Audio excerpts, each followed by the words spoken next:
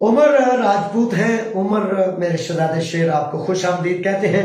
3 साल वाली बेहोशी पर बंदा पाकिस्तान कितना टाइम रह सकता है? मेरे शहजादों, इसमें इब्तदाई तौर पर अगर पहली बेहोशी आपके पास, तो 2 माह के अंदर अंदर आप आ जाए, ये एहतियात है।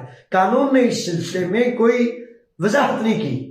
कानून ने इससे कबल जो पेपर्स हैं उनमें कहा है कि 6 माह से 1 दिन भी जायद आप नहीं जा सकते।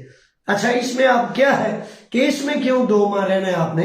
क्योंकि ये इंतहाई इब्तदाई स्टेज में है, और अगर आपके पास बेहोशी आ दिया नहीं आ गया तो वकील को अथॉरिटी लेटर करना है।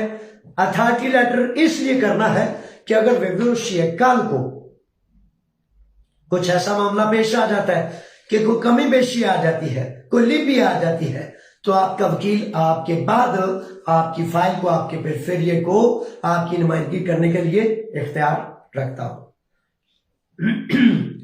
तो 2 माह रहे अगर आपके पास बेहोशी है, और ज्यादा बेहतर यह है कि जब गार्ड मिले तो तब सफर करें, क्योंकि बेशुमार नौजवान जब बेहोशी पर जाते हैं अपने वतन अजीज पाकिस्तान, जहां रिश्वत खोर माफिया, रिश्वत का ही कानून है, तो वो बेचारे रिश्वत खोर जो खा खा के ना रिश्वत चर्बी चढ़ गई है उनकी दिमाग को और आंखों को, वो बेचारे फिर नहीं देखते हलाल क्या है, राम क्या है, कानून क्या है और ठीक क्या है, गलत क्या है। वो बस देखते हैं कि रिश्वत कैसे लेनी है और किससे लेनी है। उनको पता है कि ऊपर तक, नीचे से ऊपर तक रिश्वत को रोकने वाला है ही कोई नहीं।